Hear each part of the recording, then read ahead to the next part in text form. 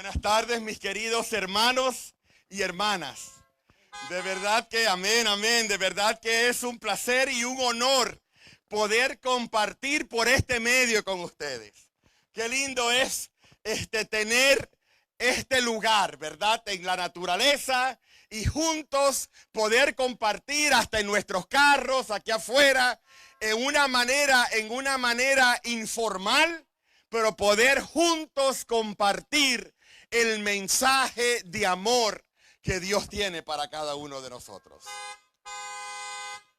Hermanos míos, el versículo que yo quiero compartir con ustedes en esta tarde lo encontramos en el libro de Mateo capítulo 16.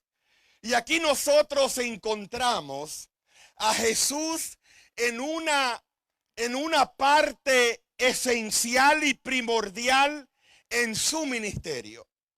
Aquí encontramos a Jesús quizás en el apogeo de su fama como maestro, como predicador, como sanador.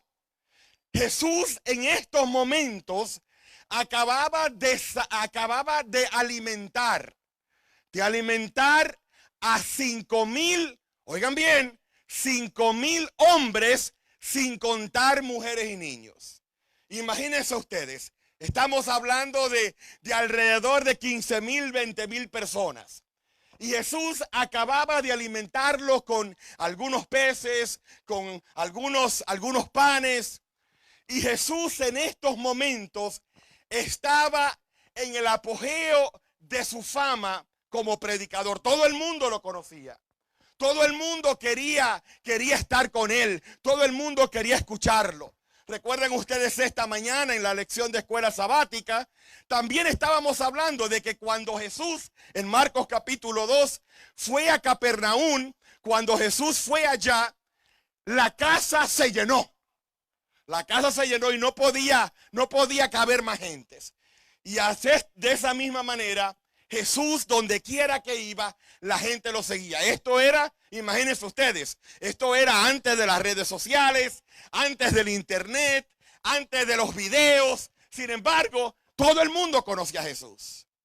Y Jesús, en medio de todo esto, Jesús, recuerden ustedes bien, 100% divino, 100% Dios, 100% humano.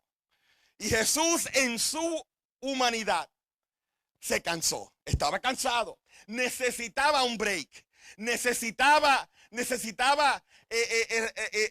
rellenar su cuerpo, necesitaba recargar sus baterías. Y él con sus discípulos ahora se aparta, van en barco, se aparta a un área llamada Cesarea de Filipo.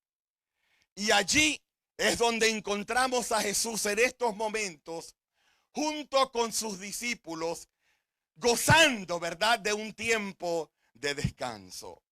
Y dice la palabra de Dios en Mateo capítulo 16, versículo 13 en adelante, y viniendo Jesús a la parte de Cesarea de Filipo, preguntó a sus discípulos. Yo me imagino a Jesús sentado allí con sus discípulos en medio de un fuego, así con una fogata, ¿verdad, hermano Hernán? Como la que hubo ayer anoche, así en una fogata, compartiendo alimentos, compartiendo con los discípulos. Me imagino a Jesús allí relajado, preguntó a sus discípulos diciendo: ¿quién dicen los hombres? ¿Quién dicen los hombres que es el Hijo del Hombre? ¿Quién dicen los hombres? Una pregunta que tomó a los discípulos, los tomó desprevenidos. Una pregunta que los asustó. Y después de una pausa, ellos dijeron: bueno, algunos piensan que tú eres Juan el Bautista, otros Elías y otros Jeremías o alguno de los profetas. Y ahora viene la pregunta directa: ¿y quién dices tú? ¿Quién dices tú que es el Hijo del Hombre? Hermanos míos, es una pregunta de las edades, es una pregunta esencial para cada uno de nosotros. Esa misma pregunta que Jesús le hizo a sus discípulos, ahora viaja por los siglos, viaja por las generaciones y llega a cada uno de nuestros corazones. Esa misma pregunta, ¿quién dices tú? ¿Quién dices tú que es el Hijo del Hombre? Dicho sea, es una pregunta que querramos o no, directa o indirectamente, es una pregunta que cada uno de nosotros, en algún momento en nuestras vidas, tenemos que contestar. Tenemos que contestar.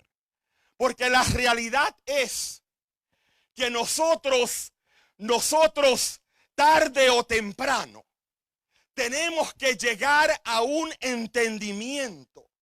Tenemos que llegar a un acuerdo de quién es Dios para mí. ¿Quién es Dios para mí? Nosotros en realidad no podemos vivir o no podemos sobrevivir con la religión o la idea de Dios de nuestros padres. Nosotros no podemos sobrevivir con el Dios de la iglesia.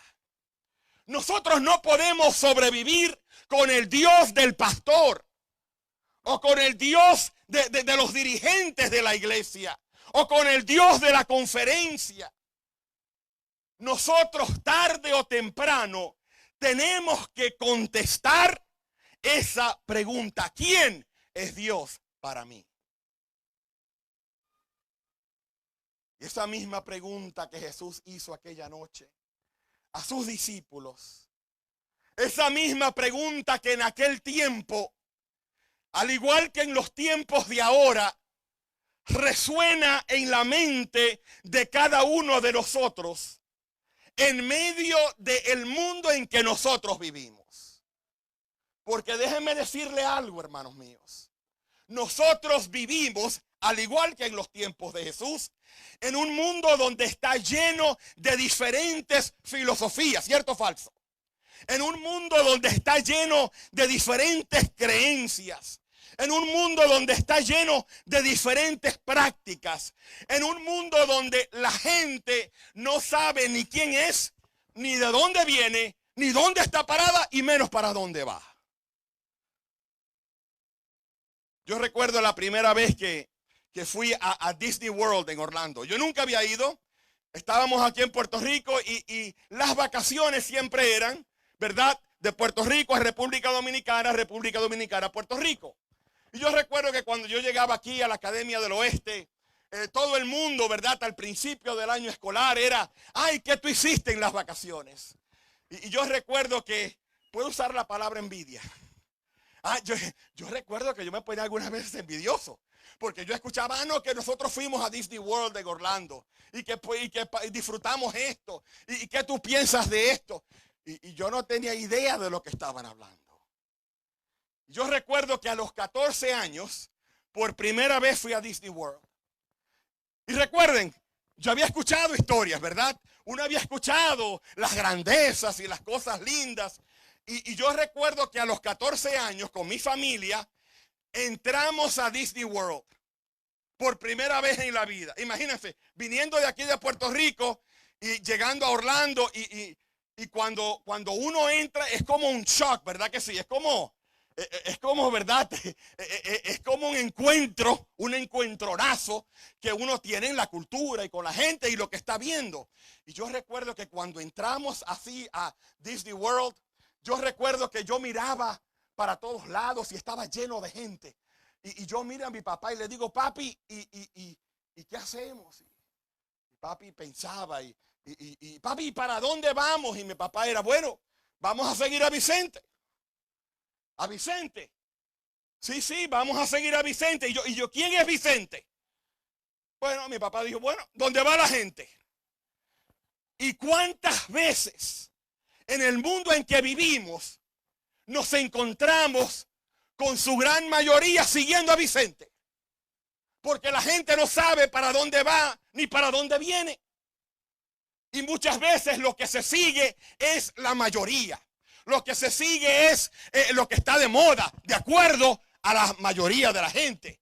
Se sigue a las celebridades, a los atletas, se sigue al dinero. Y mucha gente no sabe dónde está parada. No sabe quiénes son, de dónde vienen o para dónde van. Pero nosotros somos diferentes. Yo recuerdo leer el libro de Lewis Carroll, la primera vez que lo leí. Lewis Carroll, el gran escritor que escribió lo que nosotros conocemos hoy como Alicia en el País de las Maravillas. Y en esa obra literaria encontramos a Alicia.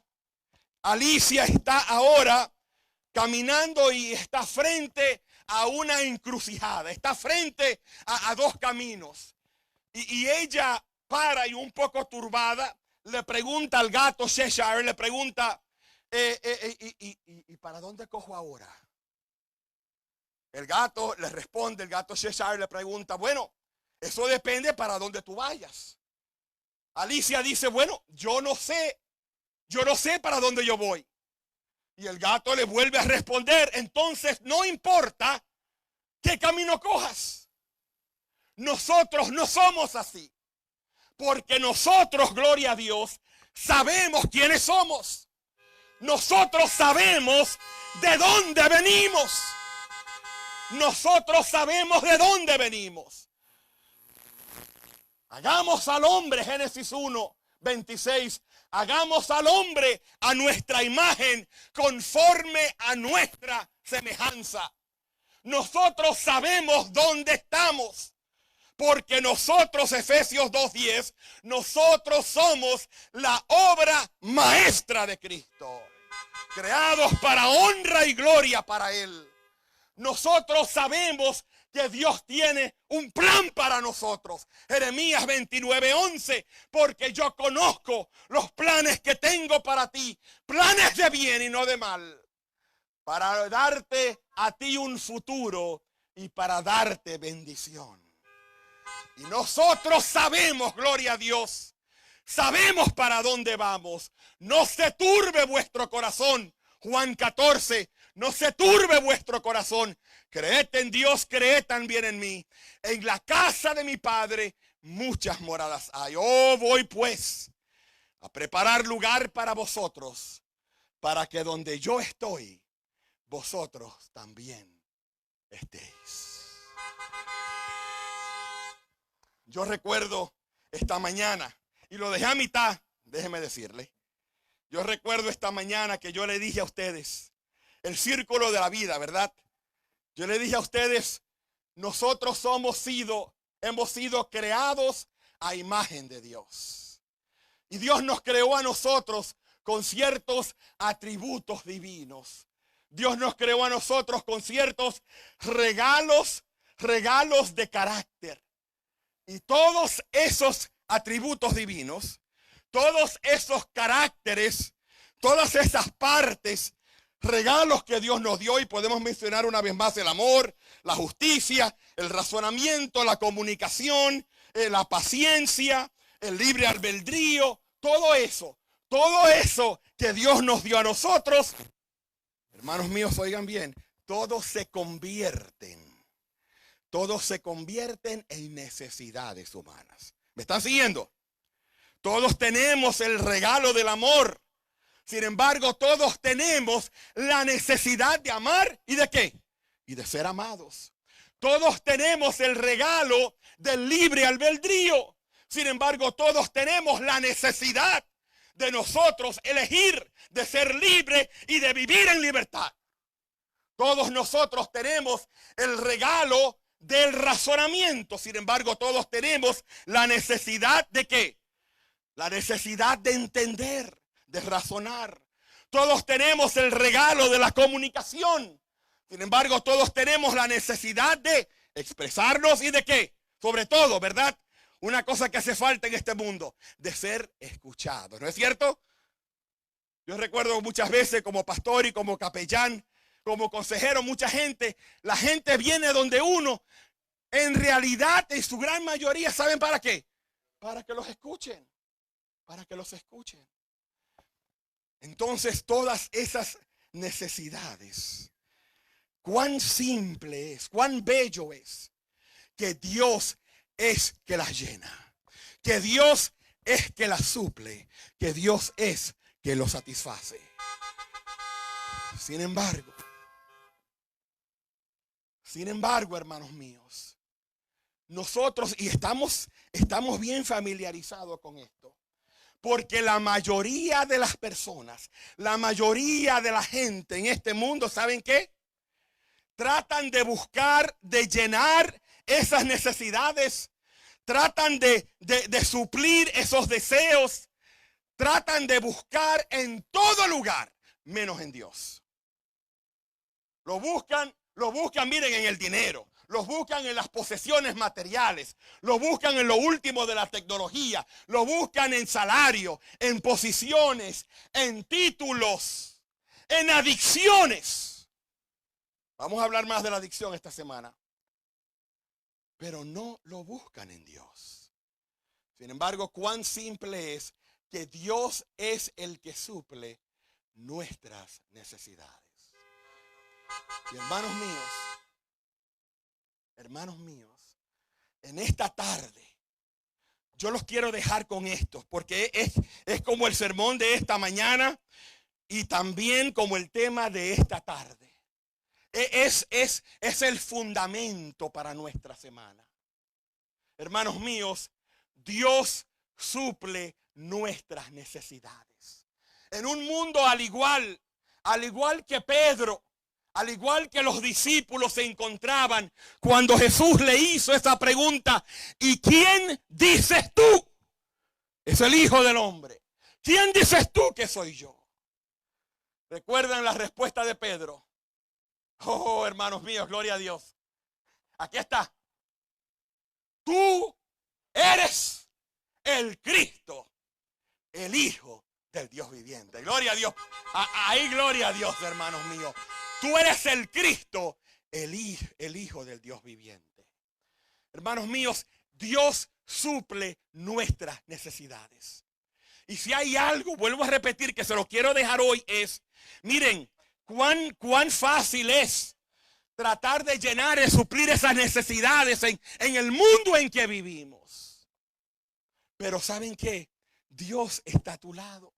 Dios te quiere ayudar. Dios te quiere dar fuerza. Dios te quiere dar esperanza. En Dios tú tienes significado. En Dios tú tienes identidad. En Dios tú tienes propósito.